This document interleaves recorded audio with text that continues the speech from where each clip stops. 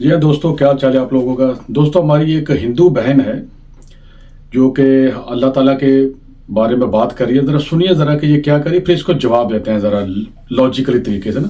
असल में लोग पढ़े लिखे नहीं है ना ज़्यादा, अंधे भगत जो हैं। तो ये ज़रा सुनिए ज़रा ज़रा। इस्लाम कहाँ से बन गया था? अल्लाह के साथ कौन आई थी? अल्लाह के साथ कौन आई थी? हमारे मतलब राम के साथ सीता आई थी, है ना? तो हमारे महादेव के साथ पार्वती जी आई थी। तो हमारे सभी देवी देवताओं के साथ कोई कोई था। तो अल्लाह ने बच्चे कैसे पैदा किए, ये मुझे बताएं। ये दोस्तों, my name is Khan, Mirza Shahid Khan. सबको मेरा सलाम। सल्लु अला हबीब सल्लल्लाहु अला मोहम्मद।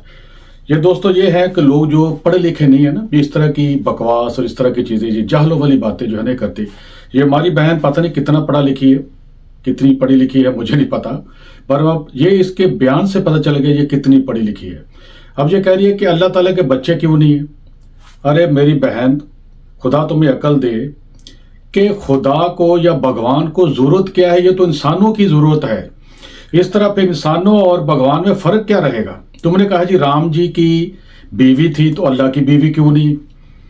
ठीक है, तो अगर अल्लाह की भी बीवी है और जो है आपके जो राम है वो भगवान है, तो उनकी भी बीवी है। तो मेरी बहन, ये मुझे एक बात बताओ, तुम्हारी जो लग रही है तुम्हारी शक्ल से कि तुम शादीशुदा औरत हो, तो मेरी बहन, एक तरफ तुम्हारी शादी हुई है और एक तरफ श्री राम जी जो हैं, जो आपके भगवान हैं, उनकी भी शादी हुई है। एक कमरे में श्री राम जी हैं। ठीक है, मुझे माफ करना, मैं सिर्फ आपको तुम्हें समझाने के लिए बोल रहा हूँ, बाकी हिंदुओं से मेरा कोई मसला नहीं है, ना हिंदू धर्म से।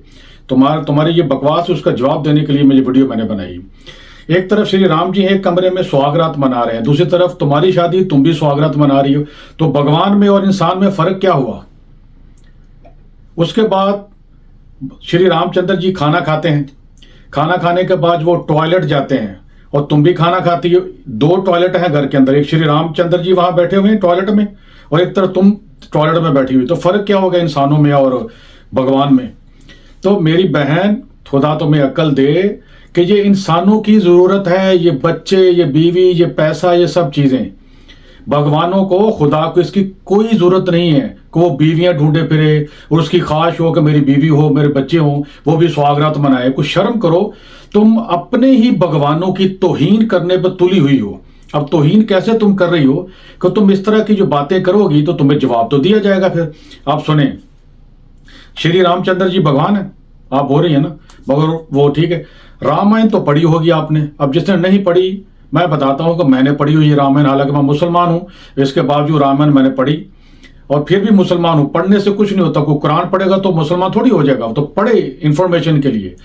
श्री रामचंद्र जी जो है, पूरी बात तो नहीं करूंगा, लंबी वीडियो हो जाएगी। श्री रामचंद्र जी जो है वो सीता जी को ढूंढने के लिए निकले, तो रास्ते में हनुमान जी यानी कि जो सारे बंदर थे वो उनको कहीं से मिले और उन्होंने उनसे मदद के लिए कहा। तो हनुमान जी ने कहा कि मेरा भाई जो है उसने कब्जा कर लिया है मेरे राज के ऊपर, तो आप मेरी मदद करें तो मैं आपकी मदद करने के लिए तैयार हूं। उसने बोला ठीक है। श्री रामचंद्र जी जो है वो तीर कमान जो है ना वो बड़ा जबरदस्त चलाते थे, इसमें कोई शक नहीं, वो तीर अंदाज से जबरदस्त। अब ये रामायण में यही लिखा हुआ है। अब जब उनकी आपस में जंग होती है तो श्री रामचंद्र जी वादा करते हैं कि मैं तुम्हारे भाई को मार दूंगा। जब तुम्हारी लड़ाई होगी तो फिर तुम्हारा भाई मर जाएगा और तुम्हारा राज तुम्हें तो वापस मिल जाएगा, फिर तुम मेरी मदद करो, हम सीता को वापस लेके आएंगे। उसने बोला ठीक है। अब जंग हो रही है जबरदस्त और श्री रामचंद्र जी जो है वो तीर कमान लेके तो उसको मारने की कोशिश कर रहे हैं ना, इस तरह कर रहे हैं, इस तरह कर रहे हैं। ये रामायण में लिखा हुआ, मैं अपनी तरफ से बयान नहीं कर रहा। तो जंग खत्म हो जाती है, हार जाते हैं हनुमान जी और वो शिकायत लेके आते हैं श्री रामचंद्र जी के, राम जी आपने मेरे भाई को मारा क्यों नहीं। अब सुनिए मेरी बहन, सुनो। अब श्री रामचंद्र जी ने कहा, रामायण कहती है कि तुम दोनों एक जैसे लग रहे थे, मुझे समझ नहीं आ रही थी कि तुम कौन हो, तुम्हारा भाई कहाँ है। जब तुम गुत्थम गुत्था हो रहे थे, लड़े थे, मुझे समझ नहीं आ रही थी।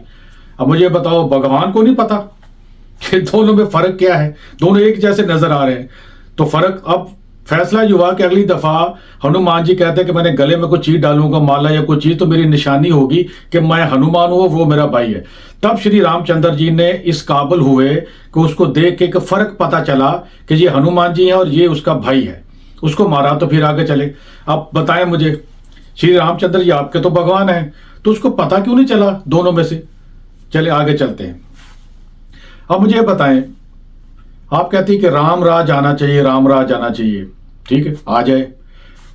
तो श्री रामचंद्र जी जो हैं, जो कि आपके भगवान हैं, आपको अल्लाह पे एतराज है, तो उनकी जब सीता जो उनकी बीवी थी उनके ऊपर इल्जाम लगा, आप समझेंगे होंगे, मैं तो क्योंकि मैं भी आपका एहतराम करता हूं, मेरे बहुत सारे हिंदू दोस्त हैं, मेरे भाइयों की तरह हैं, मगर मैं क्योंकि मेरे मजहब पे तुमने चैलेंज किया तो इसलिए मैं तुम्हें जवाब दे रहा हूं।